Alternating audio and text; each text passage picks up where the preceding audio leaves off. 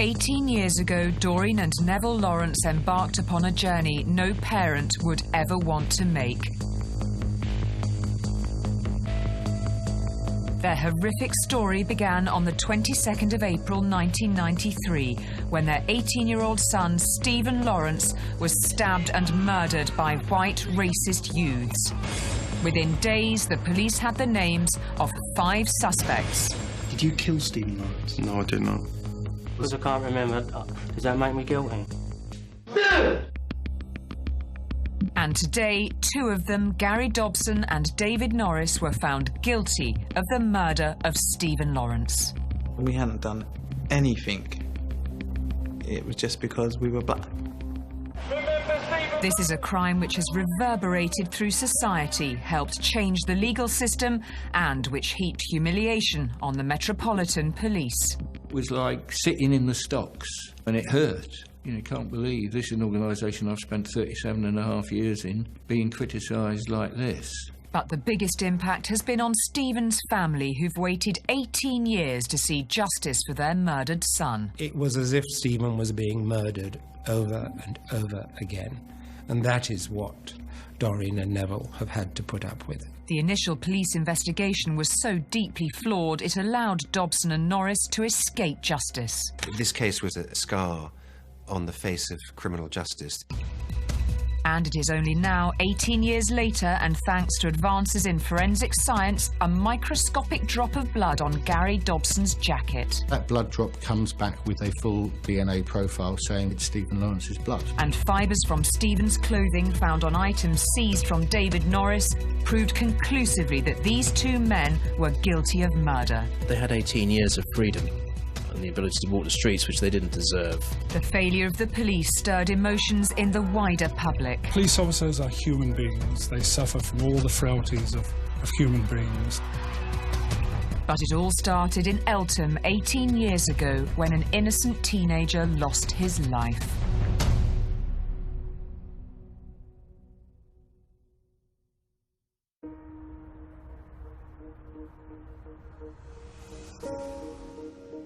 Stephen Lawrence was the eldest of 3 children. He was born into a church-going family and was well known to his local vicar. He was very comfortable in his own skin. He was very outgoing, you know, he belonged to the Cambridge Harriers, he was a sprinter, he enjoyed music, he enjoyed life. He was a delightful human being. He was a good guy, got on with everybody, didn't have an enemy in the school at all, well liked by the teachers. So he's one of those goody-goody guys. His parents were Jamaican immigrants who believed in improving their lot through hard work. Doreen and Neville were people who wanted to get on, and I think they bred into their kids an attitude that there may be difficulties being black in Britain, but if you keep your head down, really, and work hard, you'll get somewhere. And I think that was, you know, Stephen's attitude, it was the family's attitude. They were a happy family, 3 lovely children, united, and this was just a terrible sort of arrow through the heart, really. The family lived in Eltham in South London, a place which has seen its fair share of racial tensions. The area where Stephen grew up was notorious for racism. You get relatively small numbers of black and minority ethnic families living in a sea of white, poorly educated people. And that's the recipe for significant racism. It was scary because you don't know what could happen to you. You would always get some car driving past and someone would shout out the words nigger or black bastard or what you doing in Eltham. On the night of Stephen's murder, he and Dwayne had been out together and were travelling back across Eltham heading home. Stephen had promised his parents he'd be in by 10:30. It's a little after 10:30, so Stephen is late. The curfew has passed, as it were. He knows he's only 10 or 15 minutes from home. If the bus comes, he'll be there in no time. They got to the bus stop and they were waiting for the bus. And it was taking a long time. So they walked around the corner to see if the bus was coming. I shouted out, "Steve, can you see the bus?" To my left, on the other side of the road, was a group of 6 white boys, and the response that came back was, what nigger? And at that moment in time, the person who I presume had shouted out, what nigger, then began to draw a weapon out from his trousers. She ran! I ran, and to my surprise and disappointment, Steve hadn't run.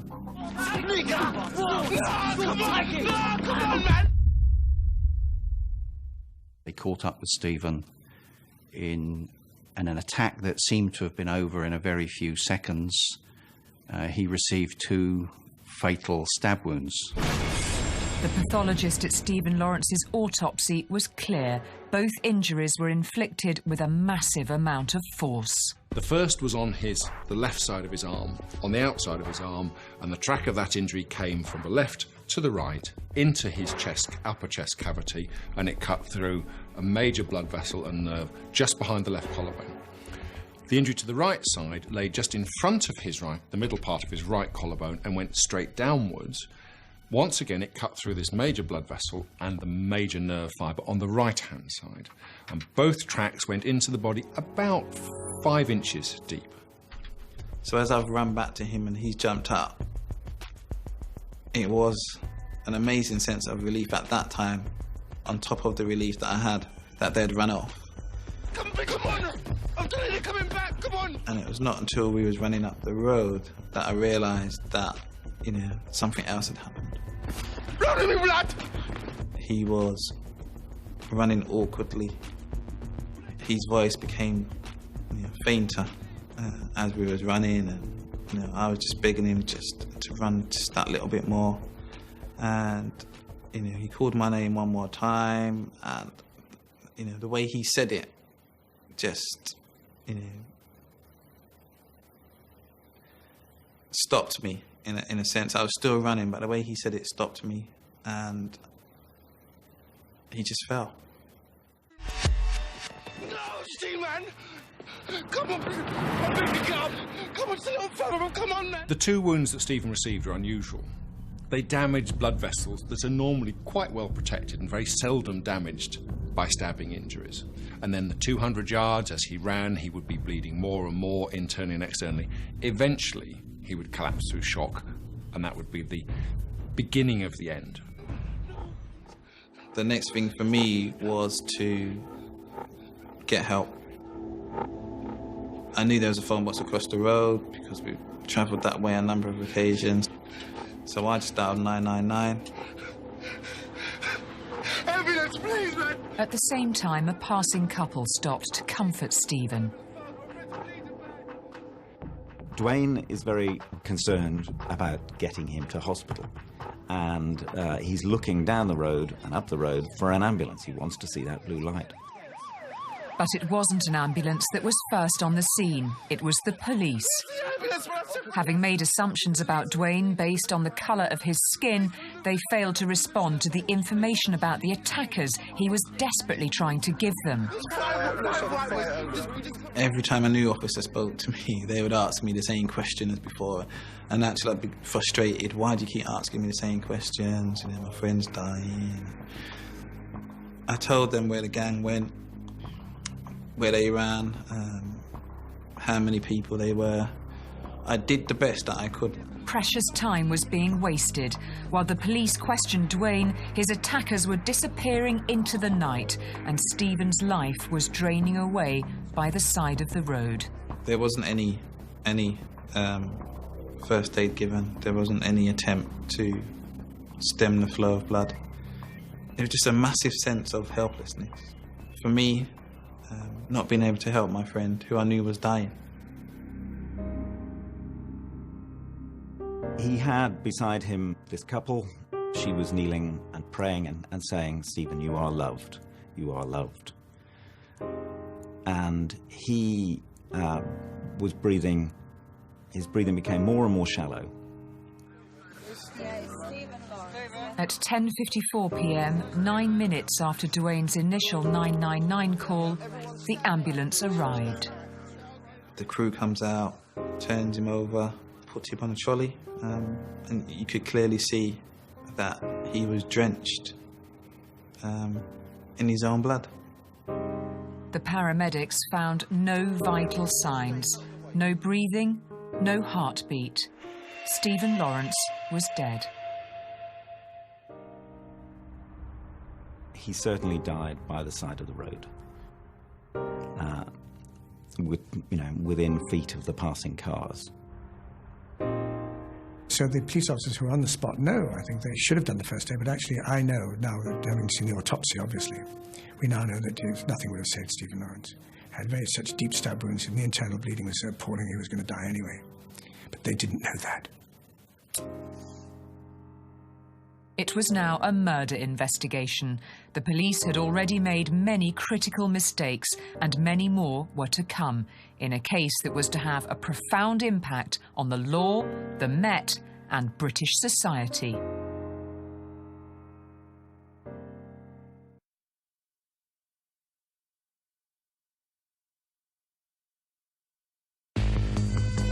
At 11:03 p.m. on the 22nd of April 1993, Stephen Lawrence was in an ambulance after being stabbed by racist youths.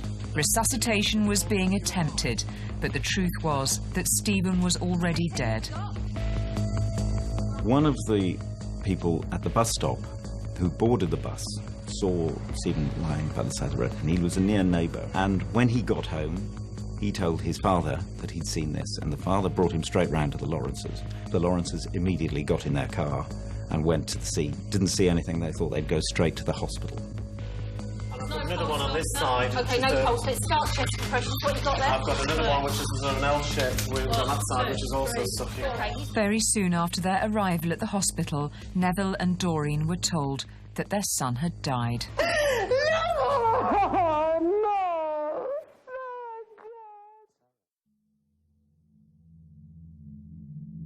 Meanwhile, the police presence at the murder scene was growing.